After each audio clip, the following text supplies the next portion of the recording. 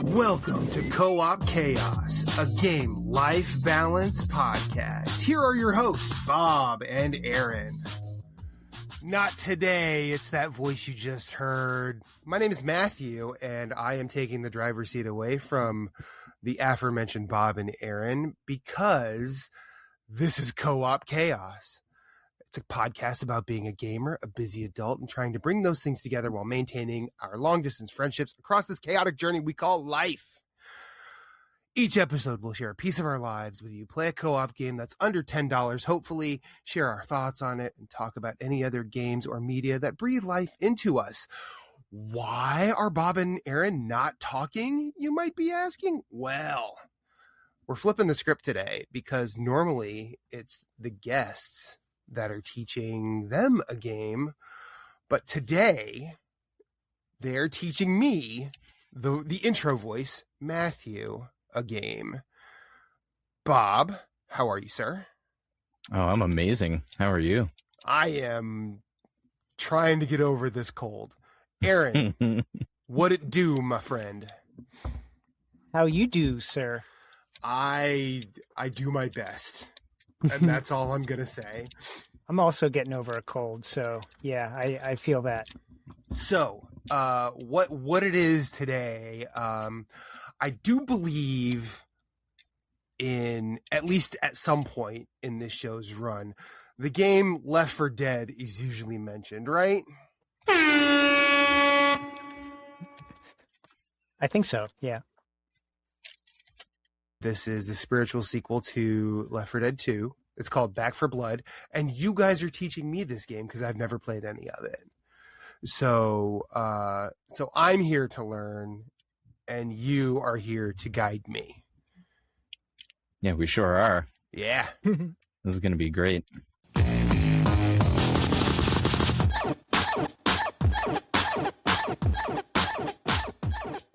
And I'm literally standing in what looks like a yard situation that is on a piece of friendly real estate, and you guys are just killing each other. Yeah. So sounds like Bob and Aaron. Yeah, pretty much. That's par for the course. So yeah, Back 4 Blood, like you said, it's a spiritual successor to Left 4 Dead and Left 4 Dead 2. I think it was made by Turtle Rock Studios, which is the studio that... There we are. that made the games initially, and they were bought out by Valve shortly after Left 4 Dead 1 came out, I believe. But yeah, it's a different story. We'll get into all the nitty-gritty once we get to that part of this, but it's a ton of fun. It was disappointing that they kind of had it going strong for like a year. It seemed like they were going to drag this one out like they did the second game, and then they just kind of poofed on it, and it was very tragic. Yeah, they just they were like, okay, we're done. Bob currently has 5 arrows hanging out of his butt. Thank you, me. Delicious. Yeah, fun fact, the bow came later on in the game after they added some DLC content. Oh yeah, that's right. It wasn't initially in the game. Yeah, that was when they introduced the cultists. And fun fact, we're playing a first-person shooter, so of course I pick up a bow. Okay, so you said this was Turtle Rock. Yeah. When did this come out? Oh, this came out... My goodness, when was that? That's a great question. I'm going to look that up live because I don't remember exactly when it came out.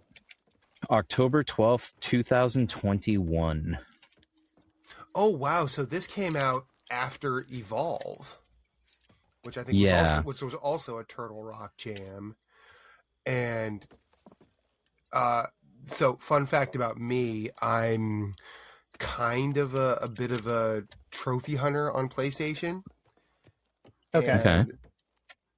The Evolve Platinum about broke me. But I got it. What was Evolve? It was an asynchronous multiplayer thing where it was 3 or 4 people against a giant monster. and like one person was in control of the monster, and then it was almost like a precursor to like Phasmophobia and Interesting. and that, like, where there's one big bad that's being controlled, and then the rest of the people on the arena have to figure out a way to take down that big bad. Nice. Okay. Interesting. Yeah, like I did love Evolve when it came out, but it did not get good reviews. Like people did not seem to really care about it, and it kind of made me sad. Interesting.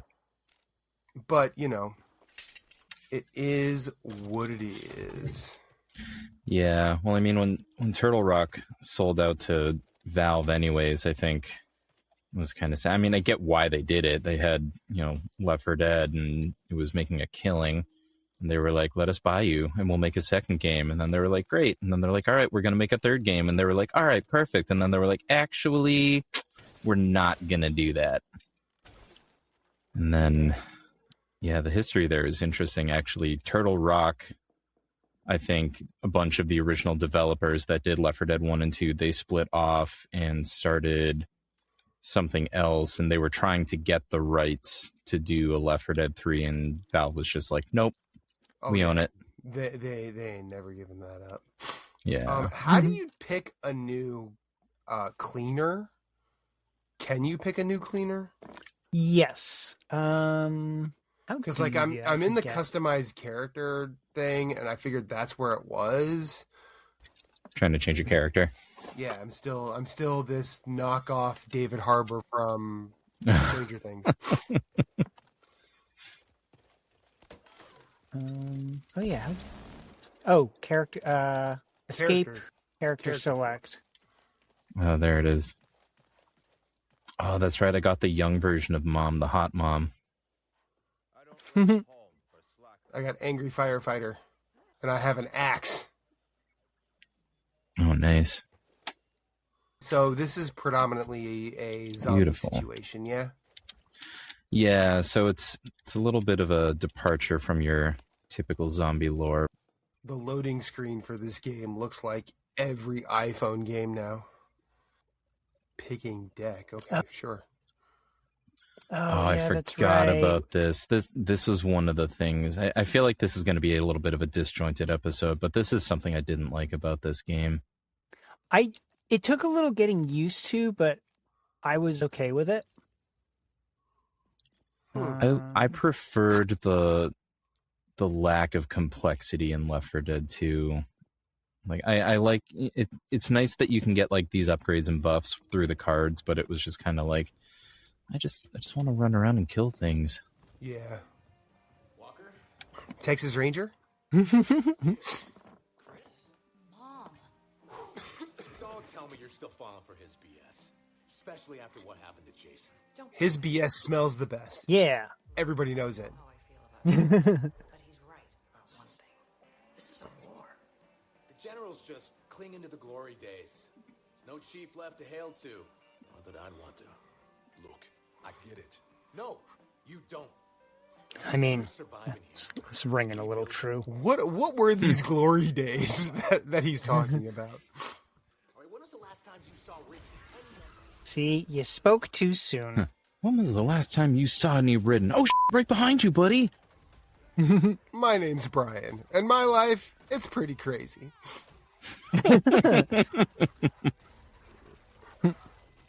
Yep, I bet you're wondering how I got into this situation.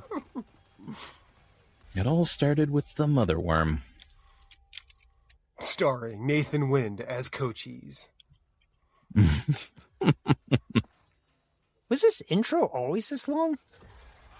It seems like it's going for a very long time.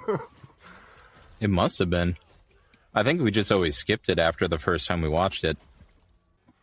Whatever, knockoff Seth Green from Can't Hardly Wait.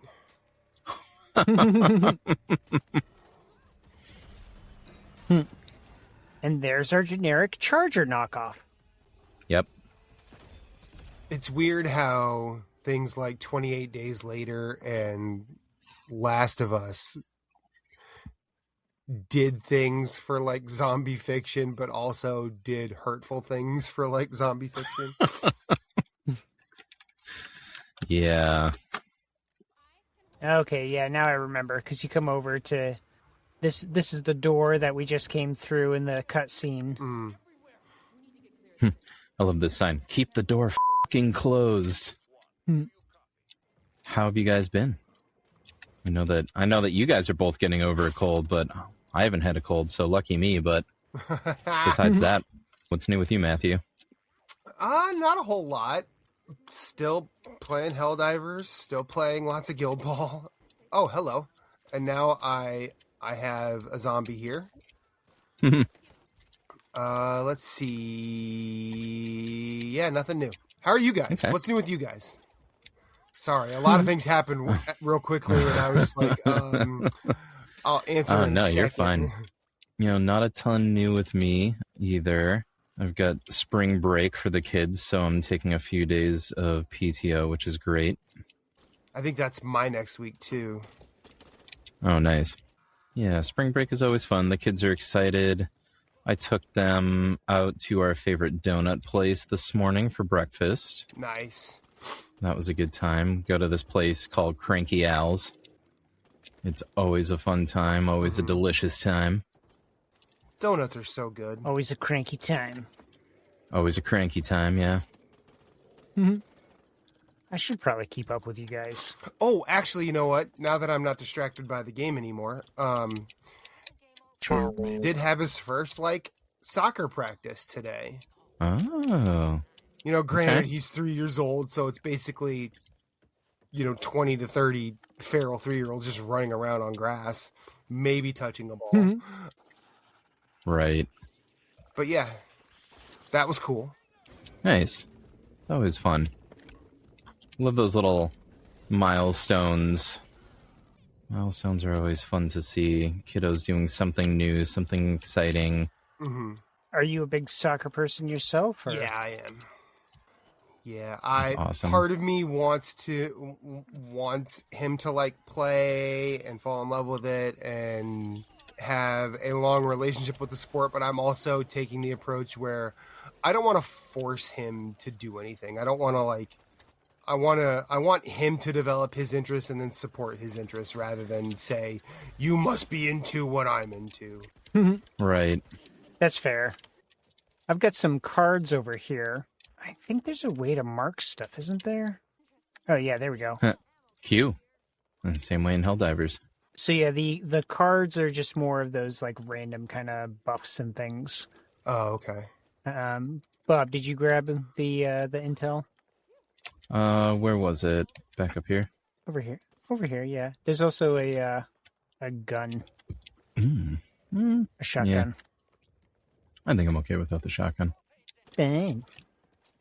Fine. Don't take it. I didn't want you to have the shotgun. That's not true, I did. I'm deeply saddened by your lack of shotgun. Oh, I forgot you could do the open the doors with the toolkit thing. I don't have a toolkit. Oh, yeah. I don't have one either. That was a fun thing.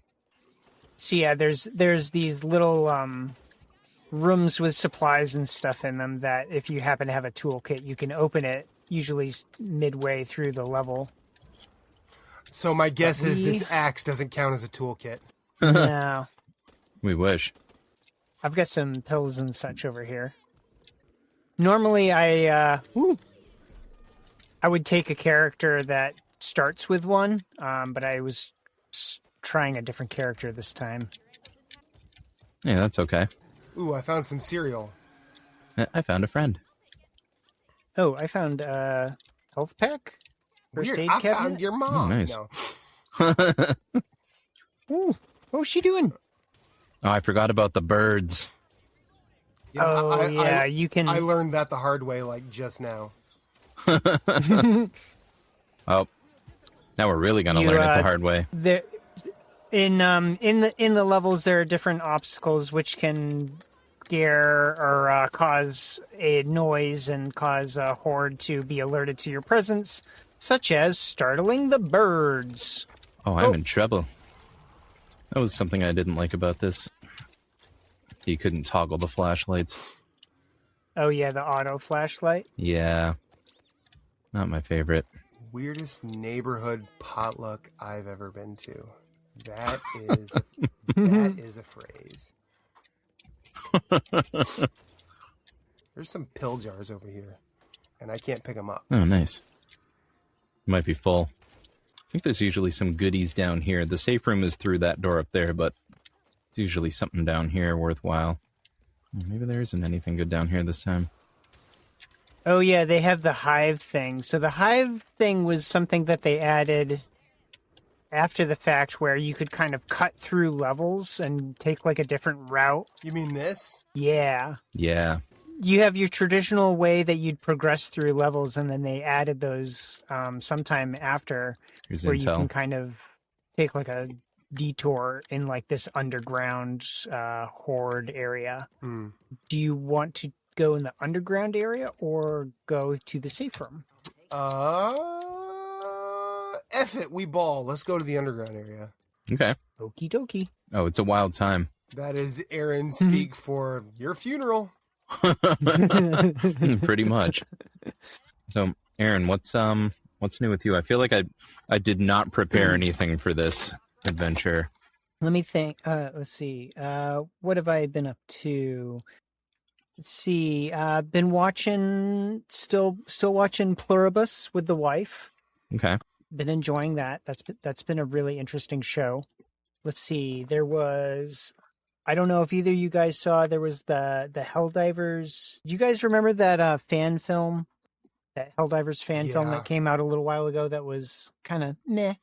Yeah. It was something that a lot of people really, really liked way too much. Mm-hmm. I was really excited for it. Like it like the trailer was like built up some really good hype, but then the actual execution of the film was mediocre. I think some of their music choices were not as impactful as what they had in their trailer. Mm-hmm. But they put out like a short, like an episode. They're going to try and do like shorts now. And the one they put out today was actually really good. I think this was their episode 1 of what their new series is. Okay. I got to pick cards. Okay. And the one they came out with today was here. Yeah, it's Heroes of the Galactic War. I don't know if that's the title of the series or if that was the episode title, but yeah, I thought that was really enjoyable, and I thought they did a good job on that. Oh, we're in one of the maps where there's like bad oxygen, and there's going to be oxygen machines, and we have to stay close to them. Right. Okay. So I'm guessing that's what this is. Yep.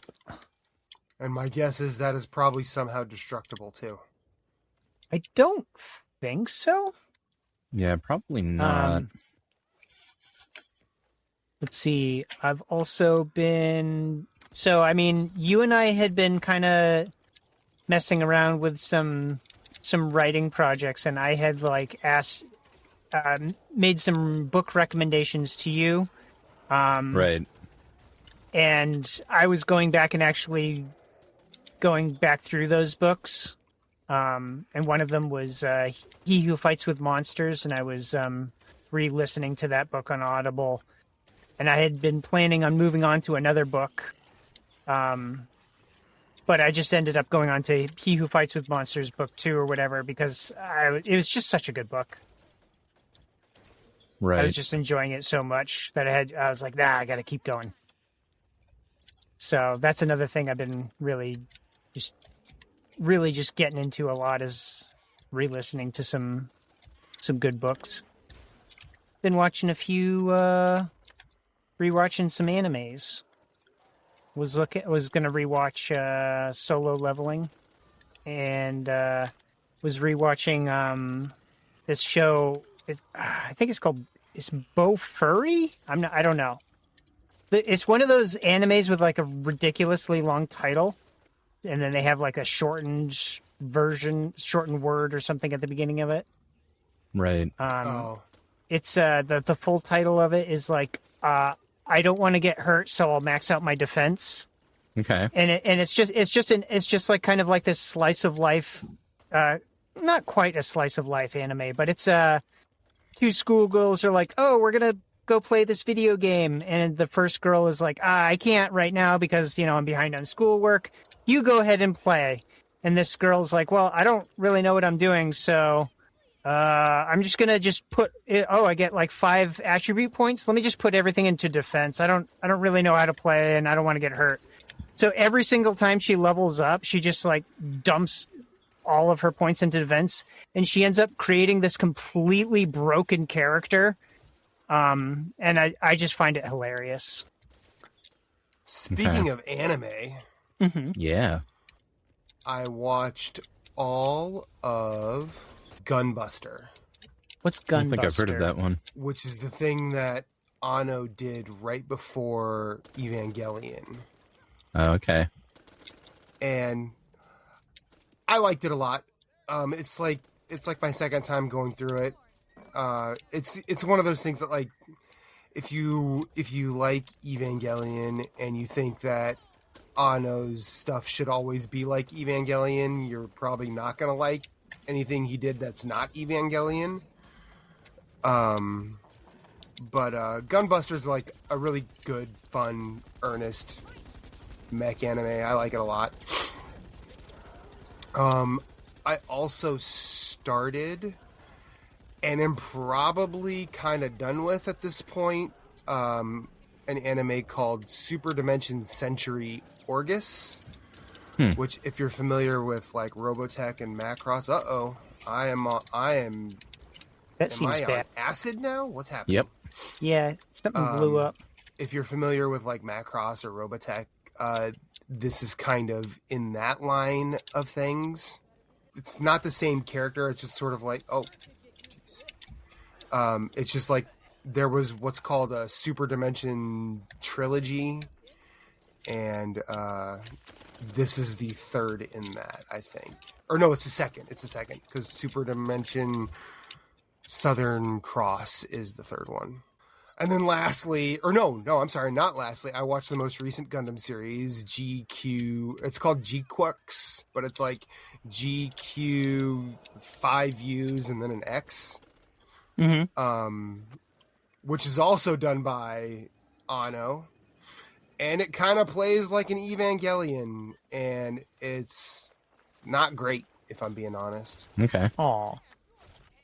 It's probably it's not the worst Gundam thing I've ever seen. Okay. Because there are plenty of bad ones, but I think that what Anno does in this particular one, the artistic license he takes with Gundam history, is kind of interesting, and some of the choices made are like, you're like, oh, this could be awesome, and it just never gets paid off. So is that one of those shows where they kind of retell the story a million different ways?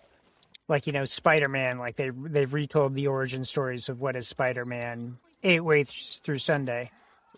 So the short answer is yes, but the correct answer is No? there's It's complicated? this TikTok that came. It's more complicated than that. Like, really, I'll say all the good mech shows really tackle the idea of war is bad in their own special way. Gundam specifically is one of those where the original few, like Mobile Suit Gundam, Zeta Gundam, Double Zeta Gundam, and Char's Counterattack, those are like the original Universal Sensory timeline, and it's kind of like there's this TikTok that was passed around for a while where it's just Rick and Morty talking about Gundam. And it actually explains Gundam really well. Gundam is an argument about war. Why are all the pilots kids? Because Gundam wants you to be uncomfortable, because all we do is send kids to war. We send kids to die with tools of destruction and very little consequence. And the series as a whole is kind of different ways of grappling with that. But I think the fact that it's not like a Dragon Ball Z where it goes on for years, or like a One Piece where it goes on for years, or Bleach or anything like that. Right. I think that it's always disjointed series makes the argument a bit more interesting, even though there are some where it's executed very, very badly. But really, like, I think if you watch the original Gundam, the rest of it is kind of just a remix on that. And none of it, and I don't think any of that is bad because Gundam has been around for almost 50 years. Right. So it's kind of like all mech anime now are pulling from Gundam in some way, shape, or form. Mm-hmm. I first started watching it, when Gundam Wing was around, and I was just like, oh, cool robots. And then it became, oh, wait a minute, there's so much more here because they have stuff to say about child soldiers and things like that. Mm-hmm. And then when you dig through the series, it's kind of a treasure trove, and there are really good characters, really, really, really cool relationships, I think, and it's a beautiful thing, and it's a worthwhile journey, but don't try and do it all quickly. Oh, I thought you were just going to say, but don't try and do it. No. I think if you are a person who watches things specifically to both and think about them and think about what they're trying to say and like their interpretations, there's worthwhile things in every single Gundam series, even the bad ones. Right. But that being said, a worthwhile thing doesn't necessarily make a bad Gundam series better. Because, I'm sorry, the Seed series is atrocious, despite having really cool robots. Mm-hmm. And then lastly, I restarted the series Haikyuu. Okay. No. If What's you've ever that heard one? of that. So that is a sports anime about volleyball. Okay. I am not a volleyball player, although at one point I really did want to be, but in the Midwest where I grew up, they said volleyball was for girls, and that always made me mad. Of course they did. But Haikyuu is just like, it's about team dynamics, and the main character, his earnestness in wanting to just compete and be his absolute best, and also kind of having that shonen protagonist, like, I am Goku, I want to be the best ever, or I am Deku, like, I just want to make everybody else good too. It's so fun. I do appreciate positive characters.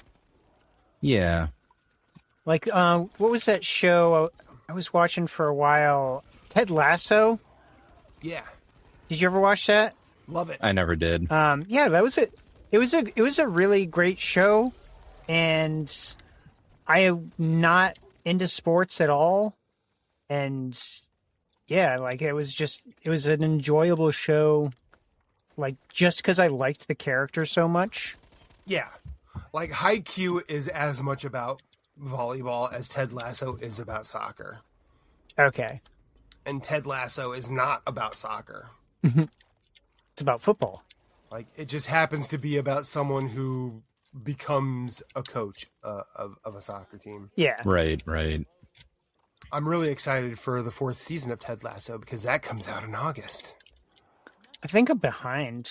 Well, so they did 3, and then I think it was called the final season, but I think it was always like Sudeikis said that this is just the first arc, and I want to see what I want to do with this character before I bring another season out. And I'm kind of excited for where it's going. Uh-oh. I fell into a pit. Oh no. Are you stuck down there, or are you dead? It says waiting for available respawn location. Oh no. Yeah. You'll be like up on a wall or something, I think. Should I take over Evangelo here? Because it's giving me that option.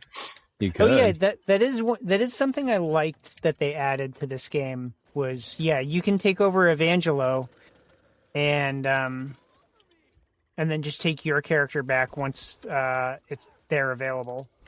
Well, I am now Evangelo. Nice. Hear me roar. Where's the exit?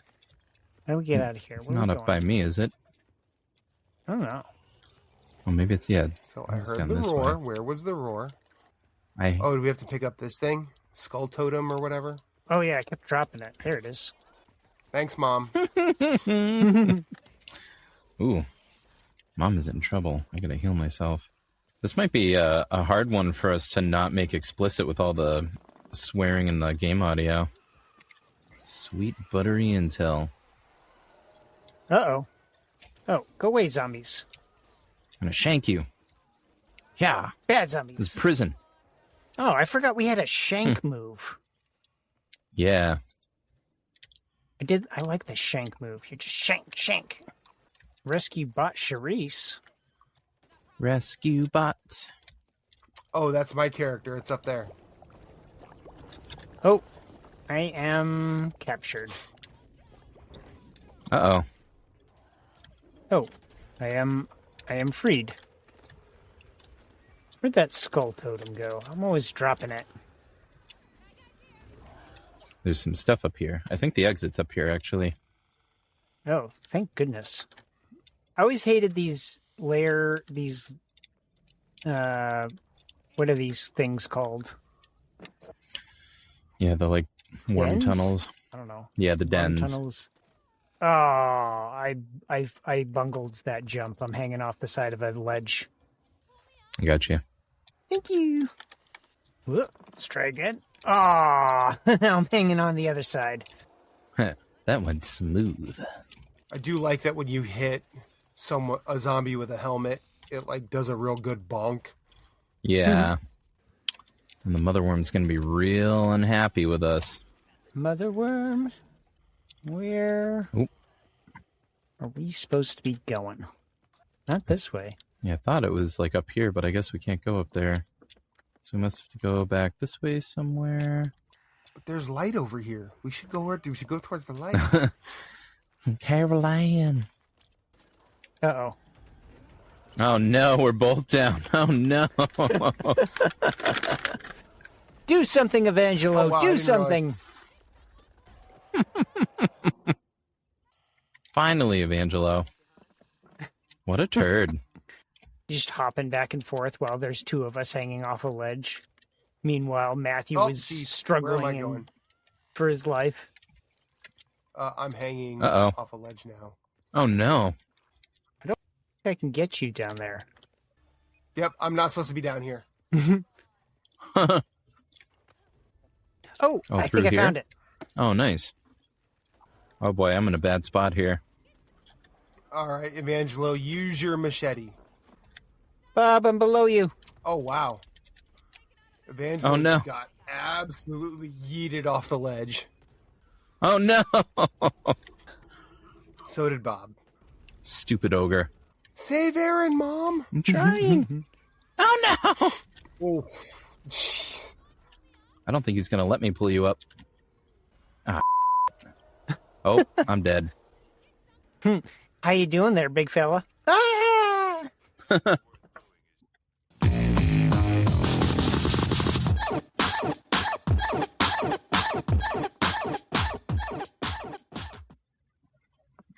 Oh baby.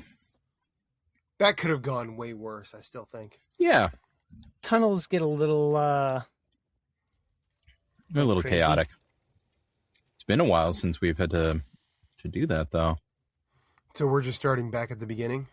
Yeah, you start at your last checkpoint. yeah. Similar to Left 4 Dead. Oh, you mean that game I've never played? Yeah, that one. There it is. So, what are we on to now, Aaron? Theme of the month. And technically we are on a new theme because when this comes out, it'll be April. So the current Right. theme is It was delightful twists. delightful twists in space. Yeah, because there was some sort of like National Pretzel Day or something. So I was like, we can pivot that into a delightful twist. Also, you said space for some reason. Yeah, because the first space shuttle launch, as opposed to like lunar lander launch, occurred in April of like 1980 or something like that. now we have 2 random thingamajiggers. Mm-hmm. Did you manage to come up with a question? I did not. Did you? It's not a great one, but I scrambled at the last second, realizing I needed to come up with something. So I'll come up with one after you. So, pleasant twists. What we're going to do here, gentlemen, is we're going to ruin 3 movies with pleasant twists. Okay. They don't have a pleasant ending, and we're going to give them a pleasant twist and ruin them. So the 3 movies I selected are One Flew Over the Cuckoo's Nest, Jacob's Ladder, and Donnie Darko. Now, I'll go first just to set the example. So for One Flew Over the Cuckoo's Nest, the pleasant twist I'm picturing is instead of, the traditional ending that happens to the main character there, I think he's going to escape the insane asylum in kind of a Scooby-Doo-esque, like, chasing the villain ending. Like, you'll look down a hallway and you'll just see them, like, going through doors back and forth. And eventually pulls a mask off Nurse Ratched. Oh man, it's Old Man Witherspoon. Yeah, something along those lines. If we can go up this ladder instead of going further into the tunnels. I think maybe we should go that route. I think it's a good idea. The tunnels get a little. Oh, wait a second. Let me grab this little squeaky toy. And for Jacob's Ladder, the pleasant twist ending I'm going to make that is instead he's going to wake up and he's still going to be what's that actor's name that was in Jacob's Ladder, the protagonist? I don't think I've ever actually seen Jacob's Ladder. Was it Tim Robbins? Oh my goodness. Yes, it was Tim Robbins. God, he's so good. Yeah. Really? You've never seen Jacob's Ladder? No, I never have. It's an excellent film. Oh my goodness! Like you're the movie buff. I was expecting, like, of all films. Anyways, darn it, that threw a monkey wrench in things. But my plan for that is to have it still be Tim Robbins, but instead of the film's old enough. Do you mind if I spoil, or do you? Spoilers have never bothered me, mainly because if you're worried about what happens at the end of a piece of content, you didn't pay attention to the entire journey. Yeah. Okay, so I agree with that. So, spoiler alert then for these 3 films. They've been out a while, so if you really before you continue, should we just hang out in the safe room? Yeah, let's hang out in the safe room for a minute, so we can have the conversation. So the original ending to One Flew Over the Cuckoo's Nest was he ends up getting a lobotomy, right? Yeah. And then the original ending to Jacob's Ladder is he ends up, turns out the whole film was a fever dream. He ends up dying in Vietnam. And the whole film is just nightmare fever dreams. Donnie Darko, Donnie somehow goes back in time and saves the day, but then ends up dying. Then the plane engine falls on him. Yeah, the plane engine falls on him. I think it was like he forgot that part actually happened, and that's what killed him. Yeah, because he was just like, I did it, I made it work, and then it was just like, oopsie poopsie, splat. You forgot about that part. So yeah, One Flew Over the Cuckoo's Nest. We're gonna change that to Scooby-Doo, like silly hijinks crossing the hallway ending. Jacob's Ladder makes it better. Jacob's Ladder. He's gonna wake up as. It's still going to be played by Tim Robbins, but he's going to wake up as Hal from Malcolm in the Middle, like next to Lois, and then it's just going to go through like the Malcolm in the Middle like intro, but it's going to any scenes that were normally played by the other actor are just going to be replaced by Tim Robbins. And then to end Donnie Darko, instead of Donnie getting crushed by the jet engine, you remember how he kind of had that thing come out of his chest, that little bubble thing? Mm-hmm. He's going to develop that more and then just kind of go Super Saiyan and then like fly off and like shoot lasers at like the plane and blow it up, and then like fly off like the Matrix, and like for some man. reason have sunglasses and a leather jacket. And those are my pleasant twists to ruin those 3 movies. If you're not familiar with those movies and you have a different movie that you can think of, feel free to use that in place of. But these are the 3 examples that I've provided that you can use if you want to play at home. So mine, I'm just gonna launch right into this. One Flew Over the Cuckoo's Nest. Chief breaks in as Mac is having the lobotomy, and Love Lift Us Up Where We Belong starts playing, and he picks up Jack Nicholson and carries him to safety. And they live happily ever after. I love it. For Jacob's Ladder, based on what you've just told me now, he wakes up, but he's no longer Tim Robbins. He is a man, late 20s, early 30s, goes in, he wakes up, his wife is in the shower, goes in, and she goes, "I thought you were dead." He's like, "No, I've been asleep the entire time." And it's basically just that season of Dallas where Patrick Duffy woke up and it was a dream and he wasn't actually dead. I think that's funnier for that. And then Donnie Darko, I don't care how much y'all are going to hate me, the happy twist of Donnie Darko is that movie never fucking exists. I fucking hate that movie. And I don't care how many times you have to bleep that out. F that movie. Oh, it's fine. I have no problem. I have no personal problem with anybody that was in it or that made it or whatever, but just like the entire cult that was around that movie when it came out, and I knew enough people that were like, "Oh, you've got to see it. You love movies. You'll love that. You'll love this." I'm like, this sucks, y'all. Okay. There's your turn, Bob. a rabbit, and he sees the future, and he goes back and fixes it. No, and I've tried 4 or 5 times with that movie. I don't care if I'm the problem. That movie sucks. And you like what you like. You don't like what you don't like. I think that's totally fine. Yep. I never subscribed to the whole like you don't like this film, then you're no longer cool. Like, shut up. Like, if somebody doesn't like a movie, they don't like a movie. Prime example. I love The Walking Dead. I don't care what anyone says. Even the later seasons, some of them that got kind of crappy. Like, I have my gripes with, certain story arcs and character deaths and things that I don't think should have happened, but I still love it. My wife can't watch it. Carl should have died way earlier. Just saying. I think Carl should have lived longer, and they should have fleshed out his character like they did in the comics. What a waste of a character. Same with Andrea, though. They ruined Andrea on the show. It's terrible. A lot of people have a problem with the actress. I thought she was fine. I just think that they wrote her character poorly and tried to be like, we're going to make you the complete opposite of the source material. I'm like, no, it's not what we want. But anyways, my endings to these films, to flip the script here, Donnie Darko.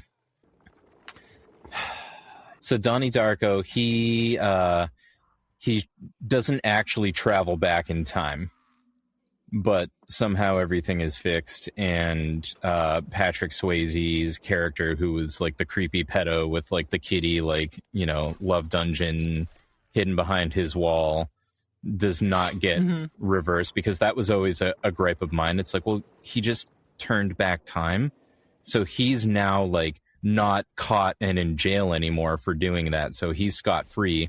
And then Donnie dies. Oh, yeah. And now Patrick Swayze still has the Love and Fear dungeon going on. So I always thought that was like the biggest plot hole with that whole ending. Like, look, he saved the day, but he sacrificed himself. No, Patrick Swayze guy is still doing awful things to children now because he didn't actually get caught. So, yeah, so Donnie doesn't go back in time. All the things that, happened for the benefit of mankind happened, and yeah, that's my take. No time travel. Just keep going. Just keep going. No kitty love dungeons. So where's the pleasant twist? So the pleasant twist is that he fixes everything without having to go back in time, basically. Like, cut out the time travel piece. Like, everything is corrected, and him and his in-movie / real-life sister go out and get ice cream, and they go down to the courthouse to watch Patrick Swayze get life in prison. I think it's a happy twist. Okay. I don't know. Maybe not. Maybe the actual happy twist is they go to a soft serve ice cream place and they both are like in unison. Chocolate vanilla twist. Lovely. I would watch that version of Donnie Darko. Yeah, that would be a better version for sure. I liked the movie, but I can see where you're coming from. It's not exactly the most masterful piece of cinema ever done. One Flew Over the Cuckoo's Nest. And what was the other film? Jacob's Ladder, right? Mm-hmm. Okay. So it's been a very long time since I've seen either one of those. I'm going to sub one of them out, but I'll do that after. Let's go with Jacob's Ladder. So it's not a fever dream. He doesn't wake up, but what happens is he's in therapy and he works through a bunch of PTSD and awful things and becomes a functioning adult and goes on to help other people, gets his therapy degree, and is a TV therapist who makes lots of money by telling people that the thing for the reality show that he works on is hurting them and that they need to be better. And he gets a Nobel Peace Prize. Wow. Good job, Tim Dr. Robbins. Phil gets a Nobel Peace Prize. Nice. And then my subbed out film. Oh, man. I was thinking of this as soon as you said that prompt. I was like, I hope I get to pick my own film because this is going to happen. All right. So Fight Club. Instead of ending where you find out that, it's like the split personality and he's like having like the internal fight with his like manifested version of like himself, Tyler Durden and narrator are actually just like two separate people. And instead of getting into like their fight and hurting each other and everything that happens, they fall in love and they blow up the buildings together instead of, what was her name? Was it Marla? Yeah. Marla Singer. Yeah. So no Marla Singer, she's too dramatic. So we get Edward Norton and Brad Pitt. They fall in love. They blow up all the places. They take over the world, and that somehow leads. Love Lift Us Up Where We Belong plays. Exactly. Yeah. See, that's the perfect. It's the perfect needle drop for that. And they just like slow motion explosions while they're holding hands, walking off, and yeah. And then they just go and do love, fun bro things together. All right. So now I need to come up with my question. I think I'm going to go with an outer space related question since we're talking about that. So it is the year 2027.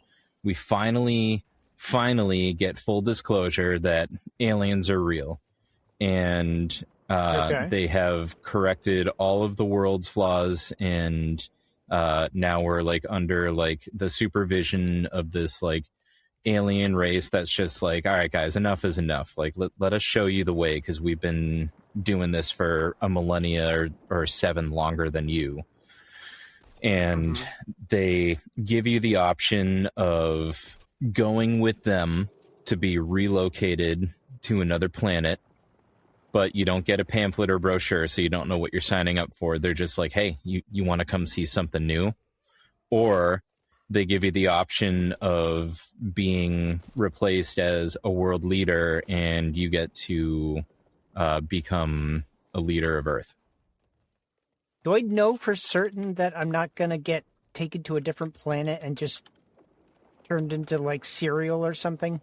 Yeah, I don't think they're. We're gonna assume that they're a friendly species, and you just don't know what the planet's gonna be like. Like maybe it's maybe it's teeming with giant monsters that they don't realize. Like, oh, you guys are too squishy. Like they don't hurt us, but I guess they're hurting you. But or it could be like maybe they're like, yeah, come on, like you don't need that spacesuit, and then you're just like, oh, this atmosphere has 0 oxygen in it, and they're like, uh-oh. There could Oopsie. be a chance that something could go awry, but you don't know. So there's a level of uncertainty, but they're not going to turn you into food. They're not going to harm you, but there's potential that the planet that you go to could. So it's like, do you stay in the safety of Earth and become like the ruler of Earth, or do you go on an adventure and just hope that it turns out for the better? Third option. What's your third option?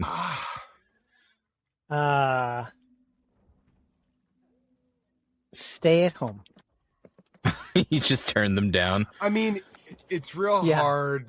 I think it's real, like, so pretending for a moment that I'm not a husband and a father, I'm going to the other planet.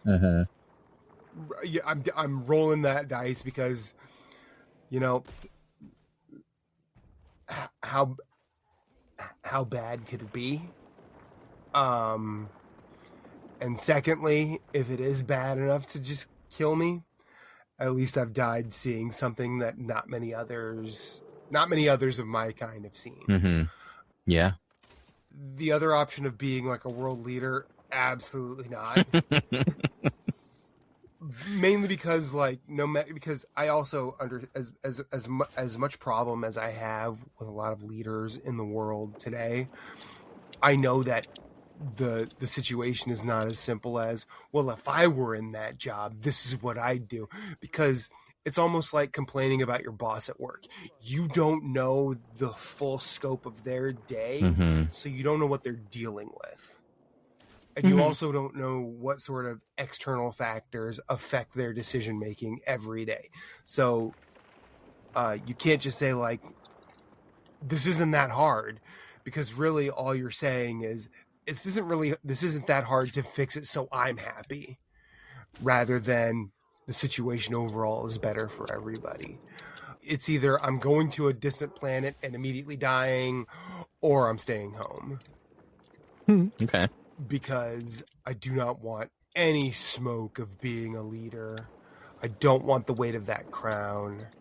Because the minute I make a decision, way more people will be pissed off than were pissed off before. Oh, absolutely. Yeah. So I think that was kind of my stream of consciousness with it was... Not unless I get superpowers, and then it won't matter if they're mad at me. Yeah, no superpowers. You would basically just, like... I kind of look at it as like you're inheriting. You open the chaos gates with that, Aaron, because what is a superpower at that point? Because technically, you could the power you automatically get could just be Dustin Hoffman from The Rain Man, where it doesn't really do anything for you or anybody else immediately. Just Dustin Hoffman. Yeah, like the random number generator on that has so much more funny potential and non-helpful potential than it does actually being something you'll be happy with. Yeah, I think that I would take the planet. I think I'd have the stipulation of like I gotta bring because I didn't really put any like parameters on it, so like you can say like, yeah, I'll go, but like you got to let me take like all my family, my friends, whoever. Like, let's go colonize another planet and let somebody else lead this dumpster fire. Yeah, because I think realistically, like, if I'm becoming a world leader, A, I don't want to do that without my family, and B, if I'm leaving, I don't want to do that without my family either. Yeah. And I didn't want to just assume that it was okay to bring them because it wasn't stated, and also like it becomes that also becomes a weird slippery slope, right? Because are you just bringing your family? Because sometimes you just don't want to see your family for very long. Right. So are you bringing your friends? And then like your family's like you're hanging out with your friends too long. You know, it's so many problems. So many problems. So like maybe Aaron's just right. Just stay home. I don't know, like, listen, like, I was hanging out with my friends, but, like, we found, like, a literal marshmallow pit, okay? Like, it was too much fun, guys. Best planet ever. I mean, if I could visit and come back, maybe. I mean, I never... I don't want to go there forever. I didn't put that stipulation on there either, like, you would be stuck there forever, so it's pretty open. I think you could, like, build some rules around it for, like, you know, here's my rules of engagement for agreeing to this. Have a vacation home in Alpha Centauri. Exactly. Ooh. Did either of you have a life co-op at all? Somebody that just made your week? Yeah, actually I did. After soccer practice today, we took Aaron out for like a little brunch situation because Reef and I had not eaten. And, you know, 3-year-olds in crowded places like restaurants at busy times are not always normal, we'll say. Sure. Mm-hmm. They'll be normal 3-year-olds. But most of the time, when you say normal, people That's a relative term. People do not understand what a normal 3-year-old does. So as being a normal 3-year-old. So he's trying to get everybody's attention, trying to talk to everybody. And there was this woman with, it was a man and a woman looking probably mid-20s. And this woman kept looking over at him and like engaging with him like silently and politely without breaking conversation with the person she was with. And I thought that was just awesome because it kept him like in one spot and not wanting to be wandery and feral and I need to do everything but sit in this booth right now. Because he would turn around, look at her, they'd have like a quick interaction, and then he'd turn right back to his food and eat. I'm like, this is amazing. This woman does not know how important she is right now. There's absolutely no way she knows. And those two like left probably 20 minutes before we did, and I couldn't say thank you, but believe me, I am thankful she was there. Just sitting there like making faces or like she'd just like make faces, she'd do a little wave, and it was awesome. That is awesome. Yeah, that's great. I like it when because when the kid just goes ah or something like that, everyone usually looks like control your child. Right. And then you're just like, oh yeah, like you obviously don't have kids, otherwise you wouldn't say like that. Absolutely. Yeah. I'm always the one stifling a laugh. Yeah. Cause yeah, like I've been there. Like I don't care. Like little kids are gonna little kid, you know. Like you know those parents are out there just trying to get like some normalcy in their life that isn't just the walls yo gabba gabba and the walls over their house and Sesame Street, Miss Rachel, Daniel Tiger, Yeah. Right. So like they're out in society. They got a kid. Like kids are gonna kid no matter what. So yeah. What you gotta have like a small human like behave properly all the time? Nah, come on, just yeah. No, I always love that when you got little kids run up to you or something, and they're just like, "Hey," they say something ridiculous, and the parents like, "Oh, I'm so sorry," and you're like, "Don't worry about it. That was hilarious." Like, yeah. Like, no, that toy he brought me is literally the coolest thing in the world. I'm so glad he shared it with me. My day is better now. That kid did it right. Man. What about you guys? Life co-op for you? So last weekend, I think it was last weekend, might have been the weekend before, I got my hair cut, and I had a new barber lady, and I was like, I always get the question of like, what do you want to do? And I'm always like, I don't know what I want to do. Like I get tired of doing like the same haircut time and time again. So I was just like, all right. I was like, here's the deal. Like, I work at this like very corporate setting, and I have to like kind of dress the part there. But I also want to be able to like harness like my inner elder emo on the weekends and be able to style my hair not the same way. And she was just like, all right, I've got you, and kind of like walked me through like, here's what you can do, and this is what I would do with your hair and all that. And I was like, all right, like, I'm on board, because like I've asked that question before and I've never been given like a good, answer of like, this is what you can do to be the way that you're asking to be right now. You always just get like, I don't know. It's just like standard haircut. Yeah. I'm like, no, it's not what I'm asking for. I need somebody who knows something, somebody who's an expert in this field, because it sure is, sure ain't me. Right. If I knew what I wanted, I'd cut my own hair. Thank you very much. Right. Yeah, and I was literally like, I'm not the expert, like I'm trusting your judgment as the professional. So, just whatever you think is going to make me able to accomplish this, go for it. And I'm pretty pleased with it. Nice. Yeah. So, new barber person, you're my life co-op. Thank you. I do love it when that happens. Mm-hmm.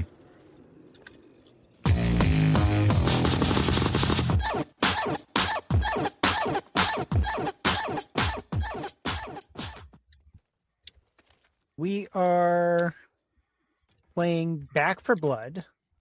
This is what do you call this type of game? It's first-person shooter, but yeah.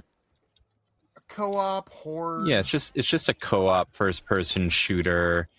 It's not like an extraction one, because I think that's like kind of a popular one in a similar vein these days. Long-form Call of Duty Zombies, I guess. Yeah. I don't know. It's 4-player. It's in the name. Right.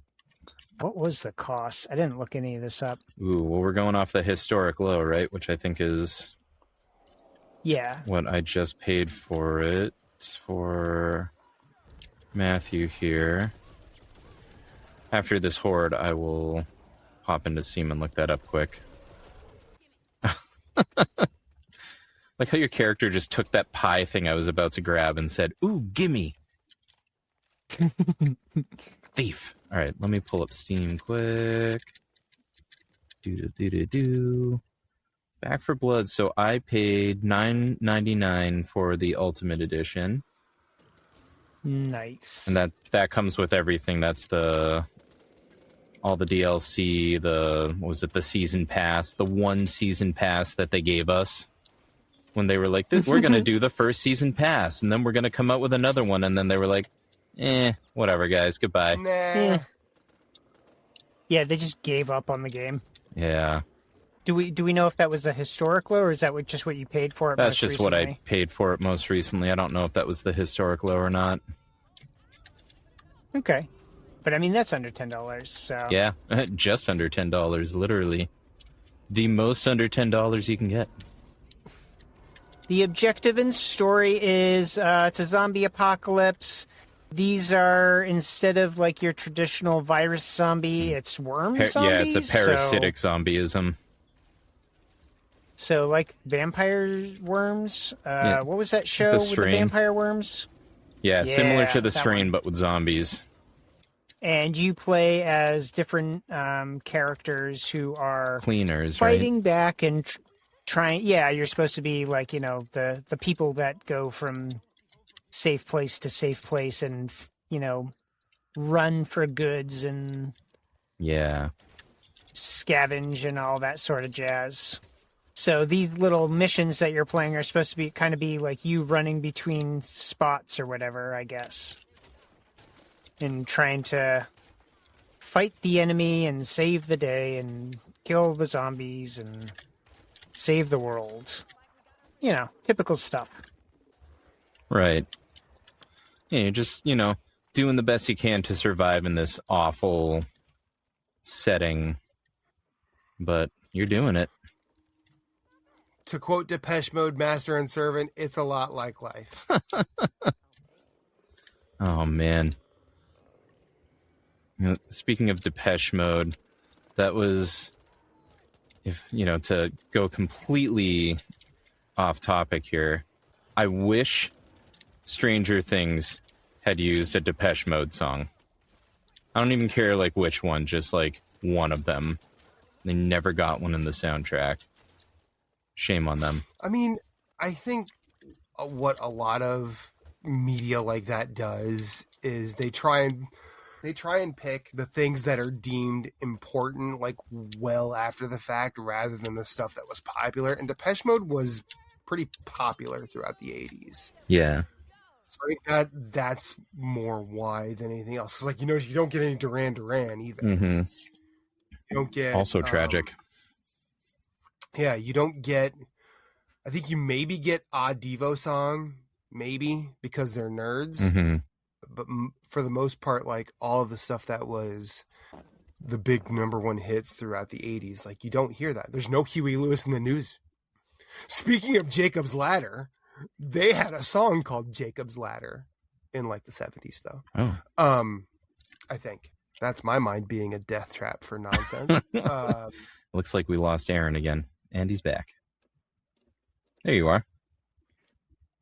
Yeah. I was like, you're being awfully quiet. I feel like my internet connection has not been any more stable since I ran a hard line.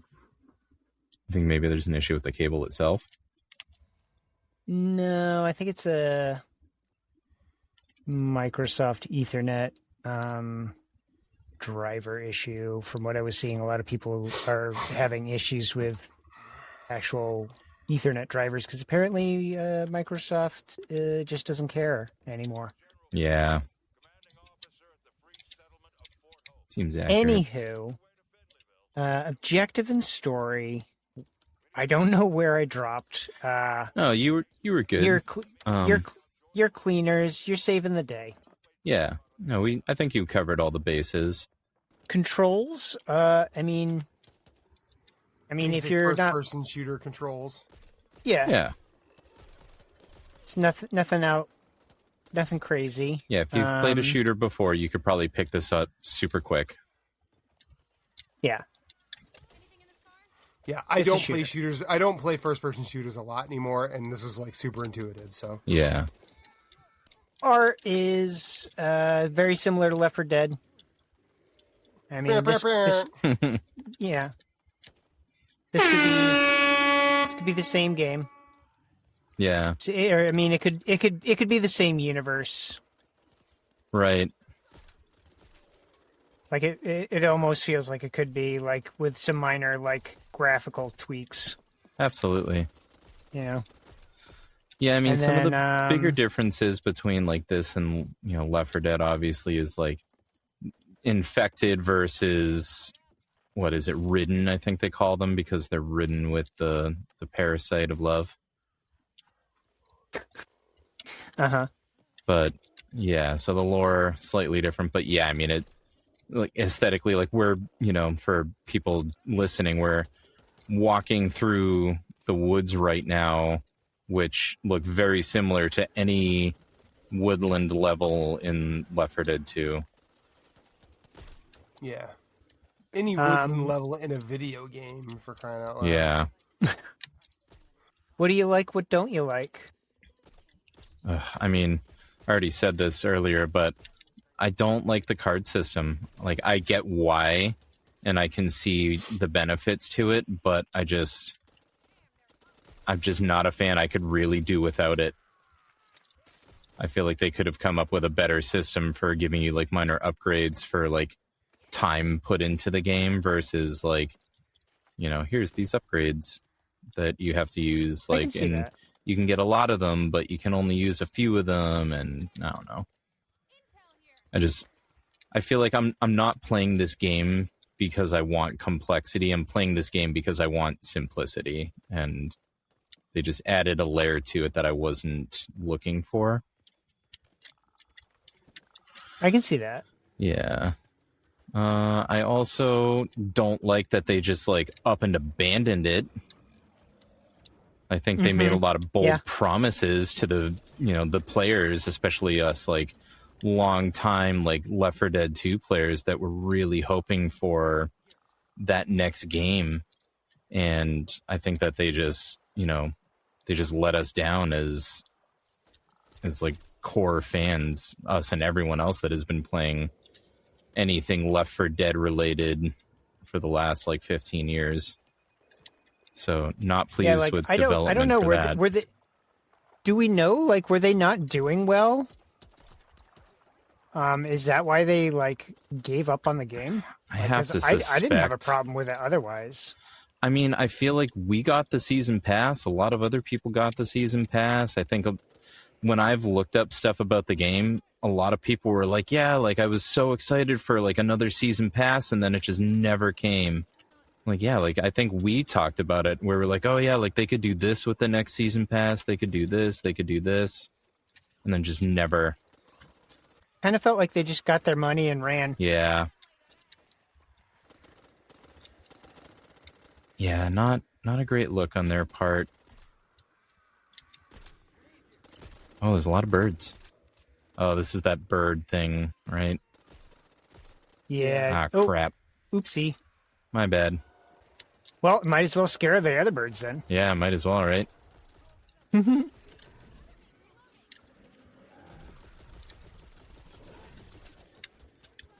I don't remember having health bars for these special infected. I just noticed that. Is that new?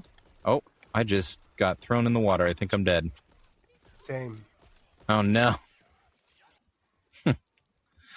Yeah. Oh, yeah, I'm definitely not done yet. I have a lot of comments on this game. Oh, okay, go. Yeah, sorry. I was really anticipating this one, so I had a lot of thoughts leading up to it.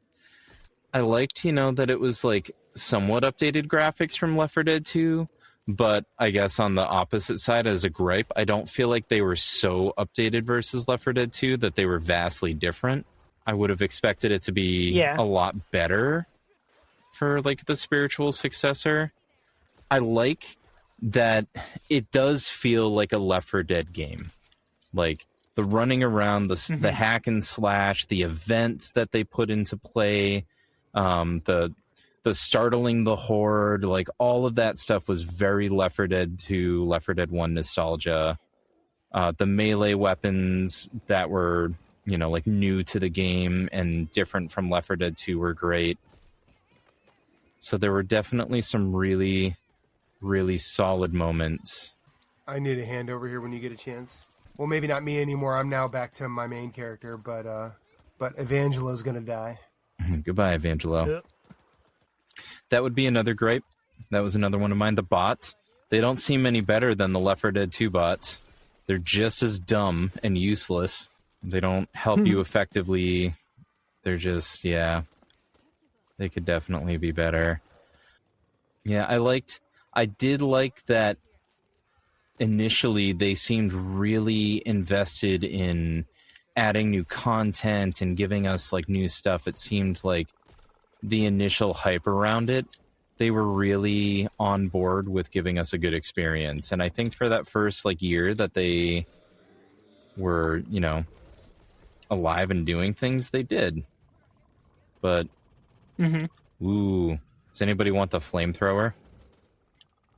No, I'm good. Go right ahead. Such a great weapon. Yeah, see, like weapons like this, like the flamethrower, an amazing weapon for them to add to this game. Legendary weapon, high damage.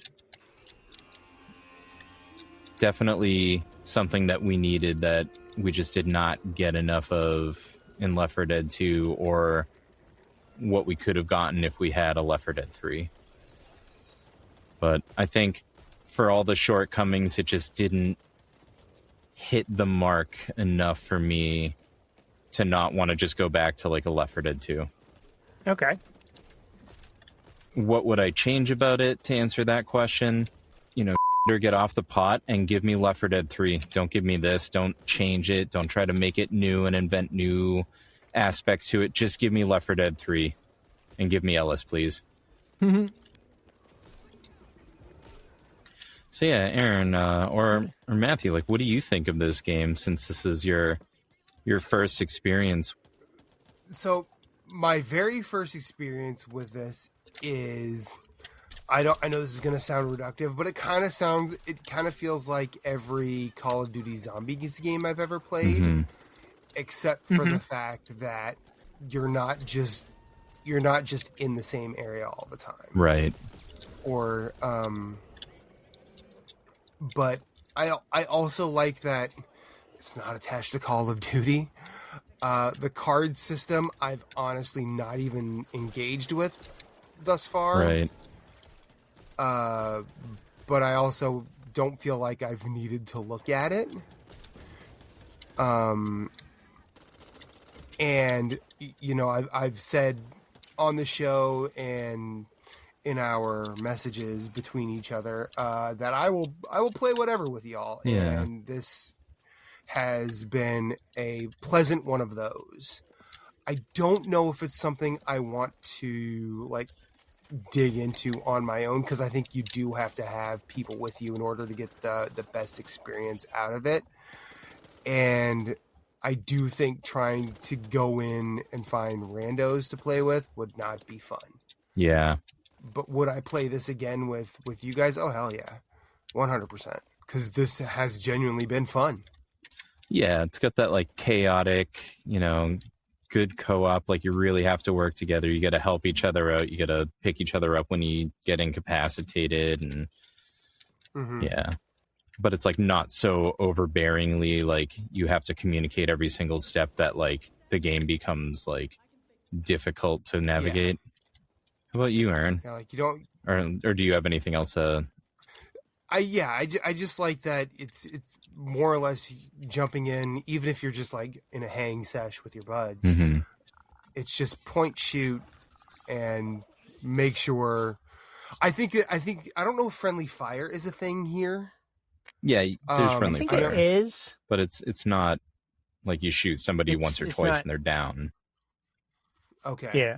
Yeah, because I hear a lot of check your fire. And I'm like, quit walking in my way. But like, if this were, you know, Helldivers punishing on friendly fire, it would be worse, I think. Because I think ultimately, if it were that, I'd probably disengage and go play something else. Yeah. Because part of that fun in Helldivers is the friendly fire, and the way that it is designed there is it's sort of a way towards the fun, whereas this kind of feels realistic, where if it makes the friendly fire thing super punishing, it dials back the chaos in a way that I wouldn't like, I don't think. Okay, now Aaron, your thoughts. I mean, I really enjoyed this game. I liked, for me, this might as well just be Left 4 Dead 3. It's the same friggin' game as the other two. Yeah. Just with some new mechanics and different characters. And I'm totally okay with that. The card system, I actually liked it. I mean, like, it doesn't necessarily make sense in worlds, you know, like, but I understand what they were trying to do is kind of add, like, because roguelites are very big, and getting, like, random kind of power-ups and things are, you know, I'm sure that's probably what they're trying to do, and add, like, an element of randomness to it. Which, okay, wonderful. But it didn't have to be the card system. Yeah. I didn't hate the card system, but I would have been okay if it had been something else. Like, instead of just, like, maybe just level up the characters or something. Yeah. You know, just give them like permanent upgrades or whatever. I don't know. I enjoyed that, like, you know, if you play the cards, like you kind of play the system right, you can kind of like get a little bit overpowered with your character and, you know, stack a bunch of the same kind of power-ups, and, you know, you're like, oh, like I'm always running out of stamina. It's annoying. So you start taking a bunch of stamina cards or whatever to make up for that, and you can kind of play the game a little bit differently. Right. And, you know, I liked that. And I liked, you know, unfortunately, you know, for Matthew, it's something that he didn't really experience because we just kind of jumped right into, and, you know, we're just kind of jumping into the game here. But I did kind of enjoy the, because as you play, you start to I think you kind of start to unlock more cards. Yeah. And so you can build a deck. And then as you go into levels, you're like, okay, here's the deck that I've built with, you know, all these stamina cards because I'm kind of working on a stamina build, or, you know, right now I was playing with a deck that gave me a bunch of, you know, health every time I kill something with a melee kill or an arrow, which is why I took the character that starts with the bow. Okay. So I mean, there was some fun little things you could do, or you could take cards that specialized in shotguns or specialized in, you know, whatever your weapon of choice could be. So I mean, there was variety in ways to customize this game that I feel like you never could do in Left 4 Dead, which, you know, maybe is a good thing and maybe is a bad thing. Like, you know, you were saying you liked the simplicity of Left 4 Dead, which, yeah, this game added a whole layer of complexity that, if that's not what you're looking for, it's not going to be appealing. But I don't know. I liked it just because I felt like it shook things up enough in a way where I feel like once you got bored with things, you could just kind of branch out and try new things, similar to Helldivers 2, where, you know, right now I'm working on leveling up different weapons, and, you know, certain weapons don't work well with other certain weapons, so now I have to try all these new loadouts and try these new configurations and try aspects of the game that I was just ignoring before. Mm-hmm. It's sort of like when you play, a Souls game or Bloodborne or Elden Ring or whatever. You can get as far as you can just sword and boarding it, but eventually you need to learn like the extra skills. I mean, what else is there left to say about this game? It could have been better, could have been worse. I don't think I'd let my kids play too adult. Yeah, definitely not. Oh yeah, 100%. Not good for I mean, my 13-year-old, maybe I would let him consider it. Yeah, I mean, you know, like not playing, but I would let him watch and be like, here you go, buddy. You want to see what it's like in the zombie apocalypse? Yeah, I mean, like, you look at stuff like this, like the cinematics, like they really did try to capture the spirit of like Left 4 Dead 2. And they introduced, were great. Yeah, they introduced all the new characters and all these new cutscenes and everything. Yeah. Wow, that looked like a Children of Bottom album cover. I think that would be another gripe, is like, I liked that they introduced more characters, but I feel like the characters just didn't feel like they had quite the same depth as like some of the characters from Left 4 Dead 1 and 2. Not that every character in Left 4 Dead 1 and 2 had a lot of depth, but like Ellis was really cool. Bill was a really solid character. Zoe. Yeah, some of them were. These characters, like, you kind of get a sense of each character based on like all their little dialogue cues, and I do feel like just from that, Left 4 Dead and Left 4 Dead 2, the characters did feel more fleshed out. Yeah. I mean, I'm going to assume the cast of characters here is way bigger. Yes. Yeah. So I think there's a definite quality versus quantity situation here. Yeah. Mhm. And I think that came from feedback from people that played Left 4 Dead 1 and 2 was like, I think we wanted more characters. We wanted more like character development. We wanted more like crossover between the characters from both games. And I think this was probably their kind of response to that. But again, like, I think they could have fleshed out the characters more if they didn't abandon it after a year. Yeah. Yeah.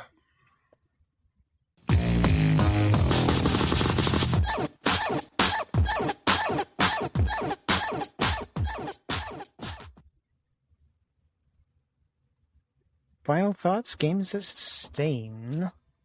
My final thoughts on this game, I like it. Like, I would definitely play this again. Would not play it solo. Would not try and do it with randoms. Like, if I had a group of friends that were able to play, I would definitely say, hey, this is actually kind of fun and enjoyable. And I think that what I said earlier, I don't know if you heard this earlier, Aaron, because of the connection issues. I do think that, like, if I had my hand forced to look into the card system, that would probably be where that starts to take shape for me. Okay. The thing I was starting to say before you jumped back in was, like, think about like the Souls games. You could sword and board through those games and just upgrade those stats. But eventually there's going to come that one wall that requires you to learn another skill. And I just, at least in this session today, I did not hit the wall that said, maybe I need to look at these cards. So I think that if there was a core design principle where the cards were immediately necessary, that would be what caused me to engage with it earlier. I also think if they include that, it probably changes the relationship with all of those people who came from Left 4 Dead and possibly alienates them as well. I could see that. Mainly because like it's unfortunate that the folks at Valve cannot count to 3. Right.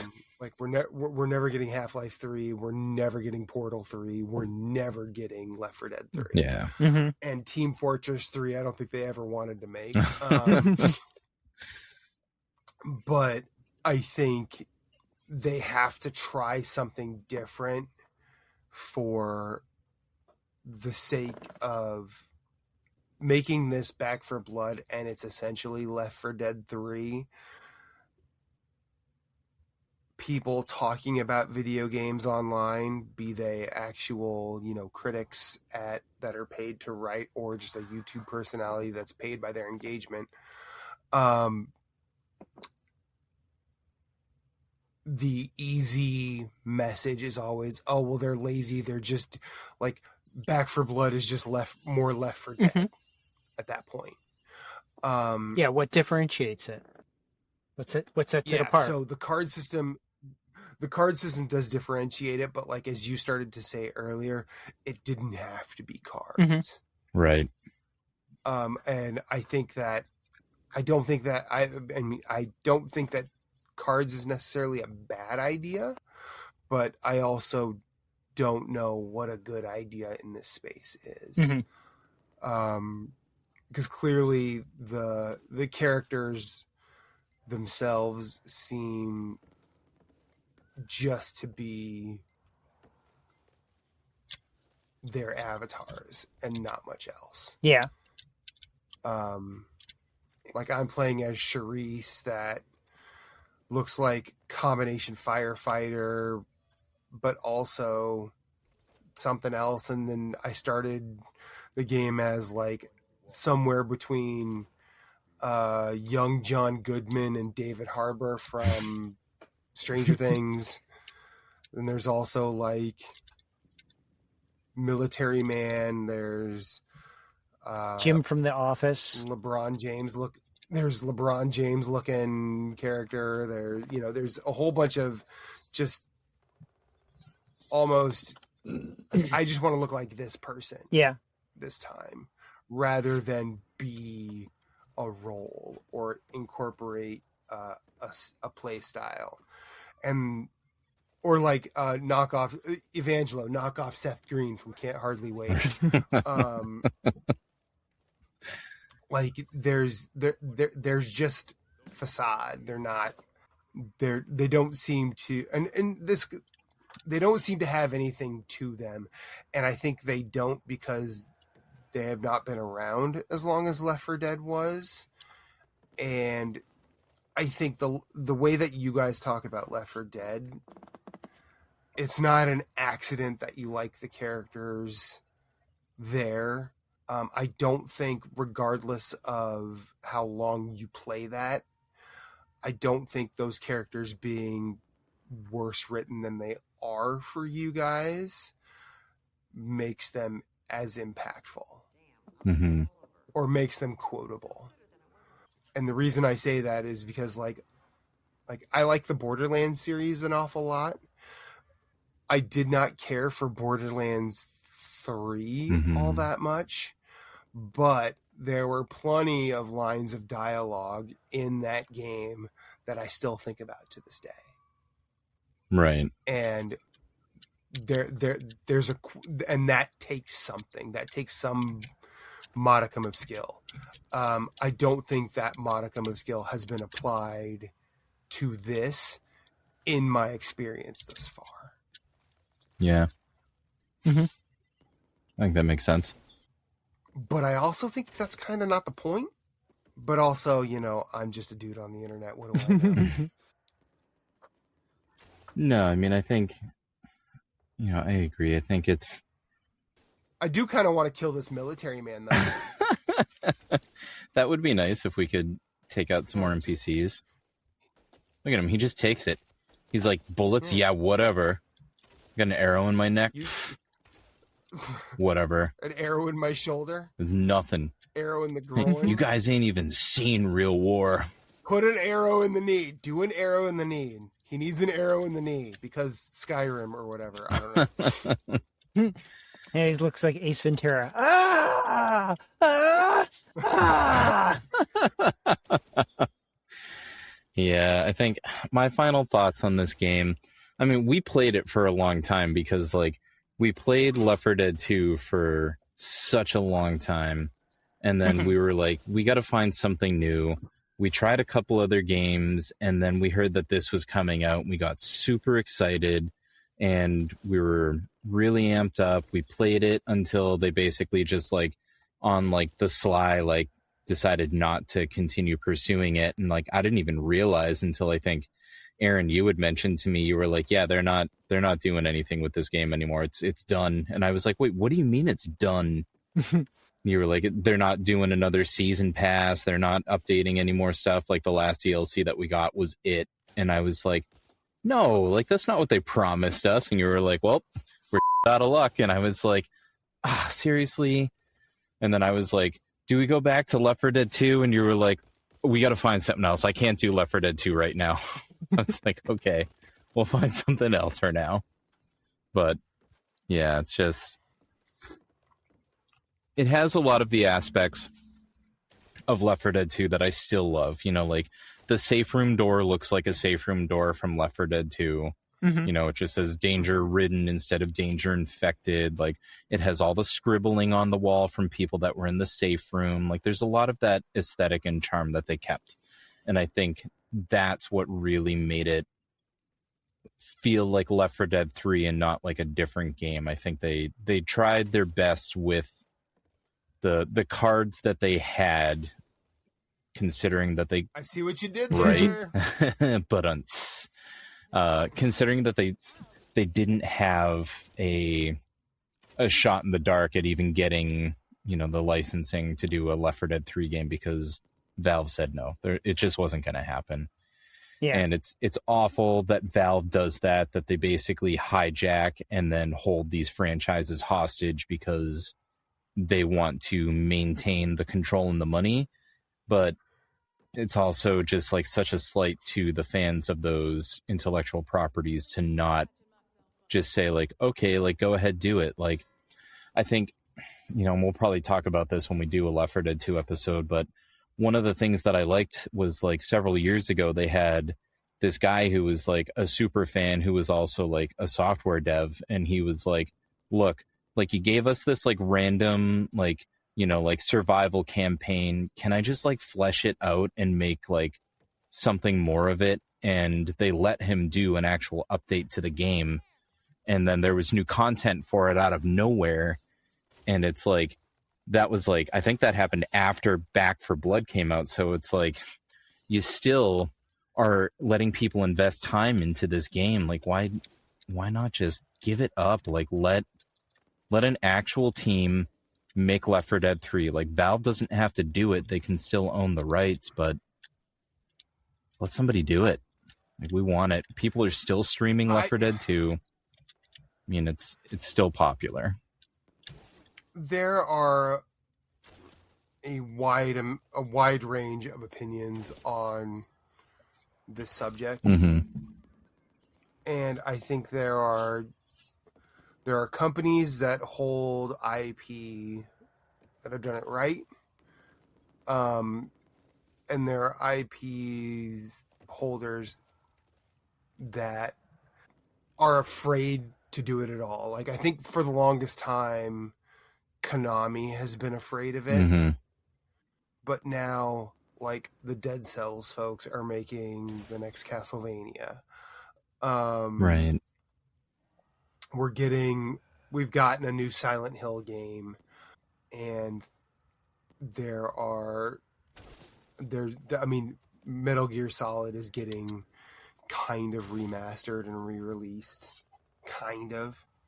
I think Valve, for all intents and purposes, are in a situation where they're in a situation like Microsoft, like with Xbox. Like, Microsoft itself never has to make another piece of software because they own Windows. Right. Like, Windows is going to print money for them until someone revolutionizes the operating system game and is able to stay out of their hands. And Valve, because of Steam, never has to make another video game. I think that Half-Life at this point has become such a large thing that if you try and make an actual Half-Life 3, no matter what they make, it's going to be terrible. Yeah. Or it's going to be like, this isn't how it's supposed to end for Gordon Freeman. This isn't how any of this is supposed to go because everything up to this point pointed this way. And I'm also going to include a bunch of things that other people made, not Valve, because that stuff is now my canon because I've experienced that. I'm not going to say that Left 4 Dead and Portal and Team Fortress hold that kind of importance in the market, but I think if there's no impetus to make another Half-Life or another Portal, there's less impetus to make another Left 4 Dead. Yeah. Then does that make sense? Yes. No, I understand and I agree. I just, Valve for holding out on us. That's how I feel. And like, but then that also gets into like the nature of like capitalism. Like, they don't owe us anything. And Valve is now acting as such because all they need to worry about is controlling Steam. Yeah. Like, that's really it. I respectfully sucks. disagree with that one point. Which one? They don't owe us anything. You're going to start a story. Tell me the f***ing end of it, man. Half-Life 2 ended on a cliffhanger. Sure. Rude.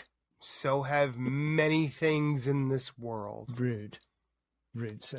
I say. Not all stories, not all stories get finished, my friend. Yeah. You know, for the longest time, we didn't have a beginning or an end to the Star Wars movie, to the Star Wars situation. Yeah. Now we've gotten way too much of it. Mm. And not a lot of it is much better than those first 3 films. That's true. I mean, the funny thing I want to say is be careful what you wish for, but also like think about any property, regardless, be it video game or otherwise, that is held to any sort of standard or any sort of like, this is an epochal thing. This is something that has a generational hold on a group of folks. A lot of the time, those folks will scream and clamor for, we want more of this thing. We want more of this thing.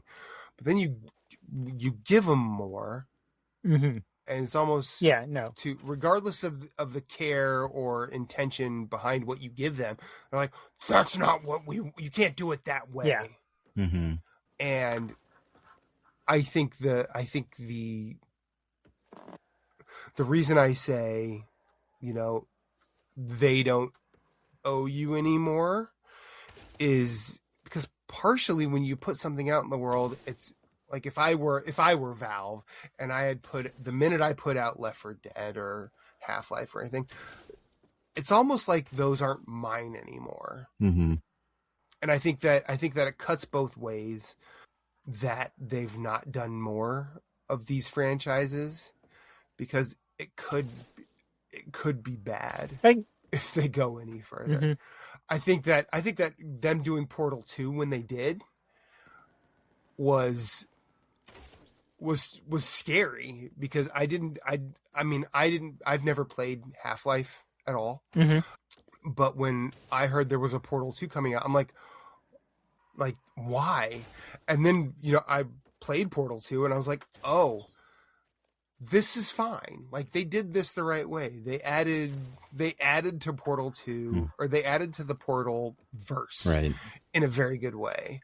And I think that there's only so many ways you can really try that before you f it up. Mm-hmm. Yeah.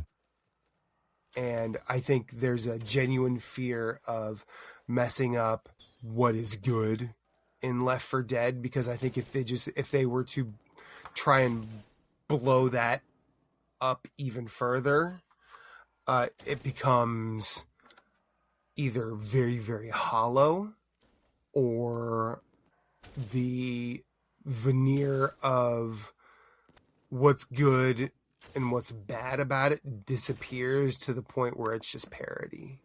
Whereas Half-Life, I think Brad Shoemaker, formerly of Giant Bomb, and I forget what he's doing now, but he and a couple other Giant Bomb folks split off and did their own thing. I forget what it's called.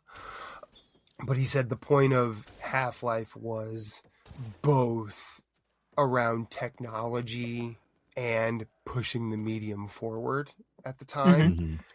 And I think for them to do a Half-Life 3, it would have to push a bit of technology and the medium forward.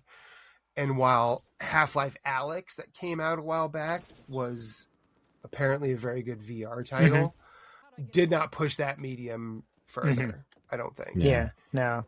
Doesn't seem like it. I think that with at least with Half-Life, there could possibly be a timing component to it, whereas this, I don't know if that's there. Yeah, I feel like the last whatever feels like 3 hours of me speaking. You're fine. I'm going a long way to say, like, all of that said, I've had fun with Back 4 Blood tonight. Yeah, and I will gladly come back to it with y'all again. If you'll have me, of course. Of course. yeah, for sure. So Well, we're definitely going to rope you into our Left 4 Dead 2 episode. I think We're targeting October for that. No, my arm. Please don't. Please, not my arm. Oh, don't twist it. Don't twist it. Please don't twist my arm. Twist it hard. Oh my. but yeah, like this, there is a certain je ne sais quoi to just having dumb fun shooting inanimate things. Yeah. With guns. Yeah, I think that's what we've always loved about like this game or like Left 4 Dead 2 is like you don't have to put an exceptional amount of thought into it. You kind of get used to the routine of the different levels in each campaign. And we just lost Aaron again, but that's okay. I'm going to keep going. You know, you get into a groove. You build like that rapport as a team, whoever you're playing with, and I think it's, you know, kind of like talking about like a Helldivers 2. Like, yeah, like you can jump in with randos. Like a lot of times it's fine. Sometimes it's kind of like, eh. But with Left 4 Dead 2, especially, I felt like I would jump in with randos sometimes and it was almost always a nightmare. Almost every time. Yeah. And so we would always have like our core group and the four of us would play. We would always be like a solid cohesive team we'd get through. And it was like kind of like the kind of fun of like knowing what your day is going to be like every day on like a Saturday. You're going to get up, you're going to go do this activity with the kids. You're going to get, you know, this coffee from this place or whatever your routine is. Like there was like that comfort to it. And I think maintaining that has always been difficult since, you know, there hasn't been like a Left 4 Dead 3, but knowing that we can go back to this and like share it with people that haven't played it, you know, I think it's good that we can be like, hey, like come enjoy this with us. Come see why we loved this so much before. Yeah. Aaron, did you have any more final thoughts? Yeah, I don't know. I like this game. I liked the card system. Like, it got a little bit cumbersome and complicated, and I suppose that did get to be a bit much at times, but I wasn't ready to, like, they stopped supporting this game, and everybody else was like, oh, do we go back to Left 4 Dead? And I'm like, why don't we played Left 4 Dead 2 like for years after it stopped. Like we could keep playing this one. Like I don't see why we have to suddenly stop playing this one because they stopped supporting it. But whatever. I don't know. There's one reason why we need to go back to Left 4 Dead 2 instead of this game. Because Ellis. That's fair. I think I liked this game more than everybody else had when we had stopped playing this at the time. I feel like they took the money and ran. They should have pushed the story a little bit more. I wanted to see where this was going to go, and then they just gave up. So, yeah. Yeah, I mean, I think my criticism for this is very harsh because I think I had a lot of high expectations for a Left 4 Dead 3 and where they could have taken the story, how they could have fleshed out the characters, especially after like how the whole like crossover campaign ended. You know, there was a lot more to do there, and I think, you know, I'm a little jaded from that still because I did like Left 4 Dead 2 so much, but with my criticisms being out there on the table, like this is still a very good game. It's a lot of fun.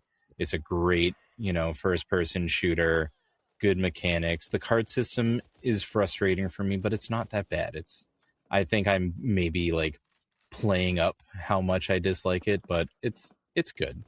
It gives you like a different layer, but I mean, even though Matthew complex. may not have actively engaged with it, like there are cards that are in play right now. Like if you hit tab and go to active cards, there's like pages. There's 2 pages of active cards that are affecting our game right now. Right. As well as cards for the zombies that changes how they play.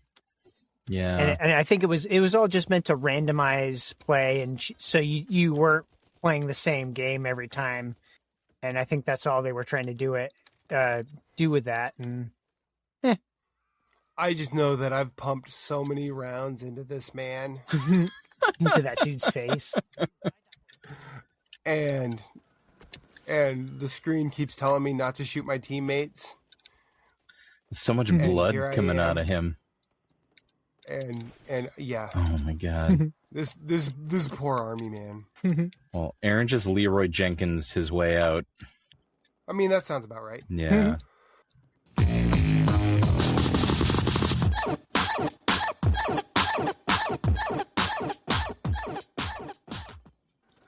Games that sustain.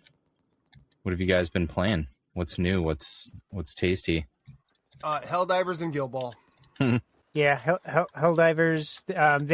They've put out a roadmap, so they're coming out with basically new content every month at this point. Right. So They put out a roadmap? yeah. Yep. Oh wow, I missed that. They're basic. I think they're basically just like, not like, they're not saying like exactly everything that they're doing, but it's like, I think they're basically going to be planning on like a new war bond every single month. Oh, okay, that was kind of how it was at the beginning too. Like I know, like they had taken a break from that just to focus on, bugs and fixes and stuff. Oh, there's the tank. I mean the breaker, guys. The break. He's not a tank. He's a breaker.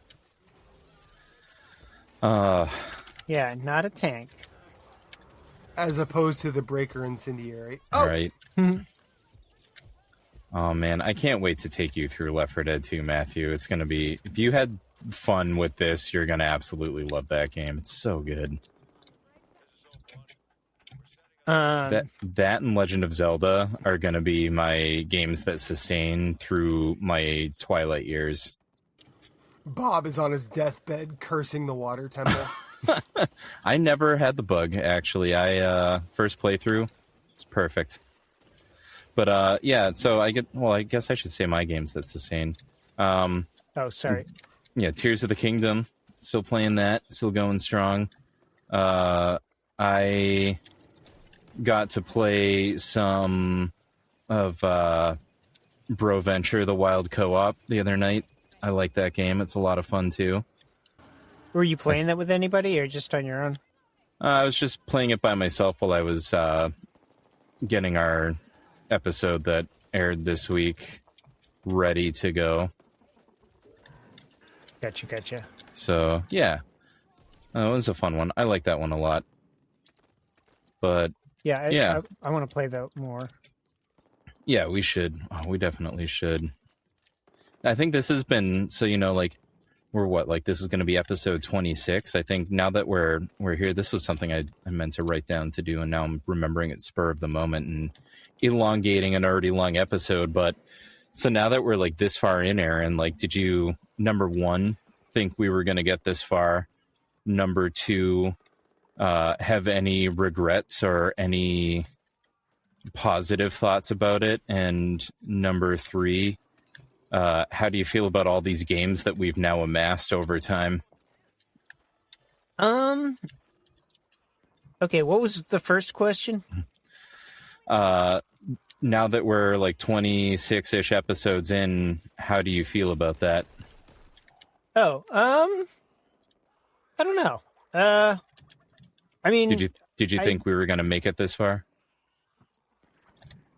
I wasn't really sure. I knew, like, if we were going to be keeping this kind of pace, like, eventually we'd start racking up episodes, but it still just doesn't kind of register that as like, oh yeah, we're like, oops, I just shot Evangelo. Yeah, I don't know that I was expecting us to make this many episodes, but I don't know. I mean, I guess we had to get there eventually. How do I feel about it? I guess a better question would be like, are you still enjoying it? Yeah, no. I'm still having fun. I like all the games. We're still finding fun games. Yeah, like, I thought we were going to run into a lot more crappy games, but, like, again, like I said this, like, several episodes ago, but we haven't really found that many bad games. My biggest issue right now I'm finding with the podcast is that I wish I had more time to actually just focus on it. Yeah. And do things like scheduling people and remembering to write questions out and not do everything last minute because, we have life and jobs and families and things to worry about. True. But I mean, we also did kind of start the podcast on the premise of we're busy dads trying to find time to spend together and be gamers. I know. So it's, but it'd be fun if we could find more time to do that. That's all I'm saying. You know what? If people start rating us on Apple Podcasts and reviewing us and giving us likes and stuff on Spotify, and you can make this happen, people. You could make us one of those fancy podcasts that does all the things because now all of a sudden we've turned it into our job. But I wish. No pressure. No pressure. Come on, people. Do it. Do it. Oh. Ooh, I am delicious. Yeah, I guess what are you most excited about for this going forward? That'd be my next question. I kind of so I mean I've been enjoying everything we've been doing. I like the random one-offs we managed to come up with, and I'm curious what else we can think of to do. Yeah. I think we've been very fortunate. What about yourself? Yeah, we have this fun growing community. Did I think we were going to get this far? Yeah, I never had any doubts. I was as soon as we committed to trying out for Super Earth podcast, and then before we knew that we were even going to go anywhere with that, we were we should just do our own thing. I was this isn't going anywhere.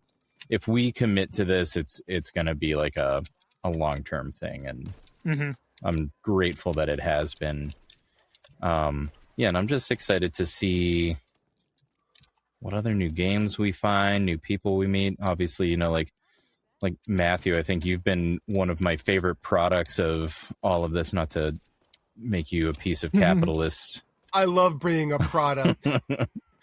But, having new people that we get to engage with, I think has been a treat, especially because one of the things that was a big thing for me when starting this, it was it already being difficult to find time with, Aaron specifically and our other friends that we no longer see physically anymore. And then just how does that translate into having, new friendships, new experiences, finding like-minded people, especially as a 40-something far removed from all the people that I knew and where I grew up. And I'm thankful that this has just become a vessel for that. Mm-hmm. Get to the safe room. I mean, that's sort of the cool. That's the coolest thing about video games in this era. I think it's more if speaking as someone who doesn't have a ton of friends in real life, I'll say most of mine are meat space, are folks that I've met, or most of mine that I have and consider my closest friends are people I've met like this. Yeah. I knew when we were all in that one session where we were all playing Helldivers with Lito and Mike, and it was basically everybody that was trying out and and chatting with them. I knew something special was there. And it's nice that has not gone unfounded. Yeah. Because oh wow, they actually have the Overlook Hotel floor.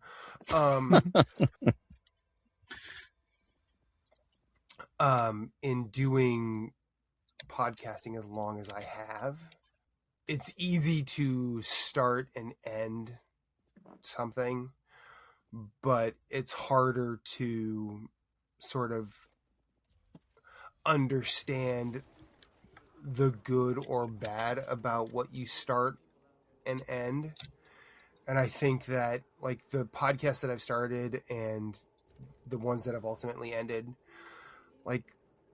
I'm still friends with those guys. Like, Yeah. I mean, it was just like it's like that David Bowie song. We just grew up and out of it. Essentially, it wasn't like we broke up, or it wasn't like someone did something wrong. It wasn't that, you know, we didn't become millionaires overnight, and we didn't become pod famous or anything like that. Right. It got to the point where either doing the thing every interval of time was not sustainable, or we had sort of lost our edge in terms of like trying to keep up with video games, because trying to keep up with video games nowadays is really hard. And you can't play everything. You can't enjoy everything, and you can't not play something that everybody else is talking about, because otherwise you kind of get lost. And it's a weird game that you kind of have to play. And if you want to play that game, you have to play it twice as hard, because you have to play the zeitgeist thing as well as try and come up with something different to talk about. So the people that are coming there for the zeitgeist thing, you can turn them onto something cool. Right. Maybe they didn't know about. And I think the fact that the fact that this is just about parent life, essentially, and more often than not an old video game, that's a special thing to me, because most people want to forget that this exists. Mm-hmm. And they want to forget this exists and talk about the escapism, or talk about whatever video game company did something terrible to their fans, or be doom and gloom about something for the sake of the almighty algorithm. Right. And this is not that. And you guys are also just wonderful people and unsullied by that idea. And I really respect and appreciate that. No, you're wonderful people. Yeah, you are. How dare you call us wonderful? You're just saying that because I'm a guest. ever the consummate pod host. No. Oh, look, I'm outside again. Uh-oh. How'd you get outside? You opened the exit only door. Oh, I thought we were still boarding windows up. I think we just finished. That pipe bomb really bounces. It must be fueled by tennis ball energy. Yeah. Oh, man. Yeah, I mean, no, I appreciate that. I appreciate all the kind words, and every time you come on, every time we do an episode with you, we're always like, we need to get Matthew back on, like immediately after. It's been just a ton of fun, getting to know you and chatting with you, and just, even though, like, people are probably like, oh, you just have these guests on, and then no, like, we talk to like everybody that we've had on. Mm-hmm.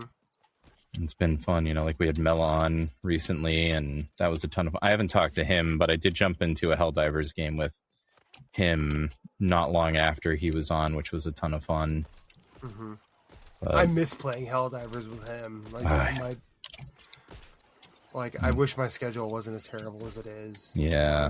So I miss playing with a lot of the Super Earth folks, because I just don't get the chance to. Yeah. I mean, that's fair, it's a busy life. Yeah.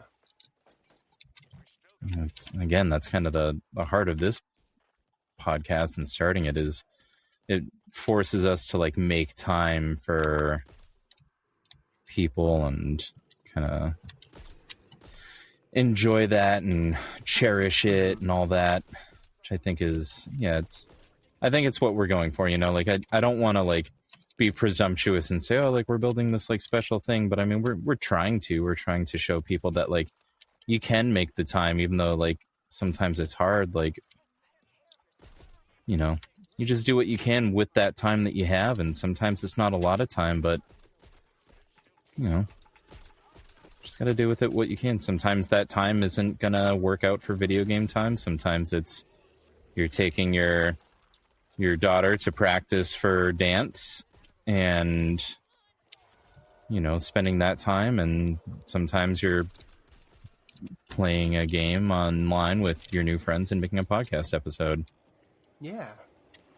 Just life is such an interesting thing, and there's so many social stigmas in play, and I think we're just doing something different than the status quo, and I think that's great. I agree.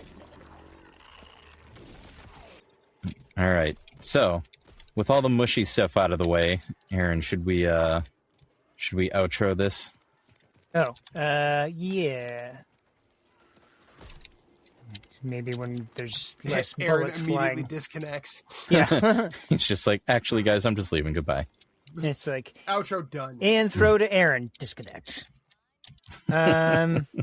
So thank you to Matthew for being a guest. Thank you to Matthew for being our intro. Thank you to Matthew for being our host. Thank you to Afterlife Boy for our music. And go check out coopchaos.com for all the links. Yeah, thanks for listening again. We continue to grow a little bit each week, and I love that. So thank you if you're a listener. Thank you if you're new. Thank you if you've been around for a while. If you want to jump into a game or suggest a game, you can reach out to us at coopchaospodcast@gmail.com. Leave us a Spotify comment, review us on Apple Podcasts, get us more viewers. Thank you, guys.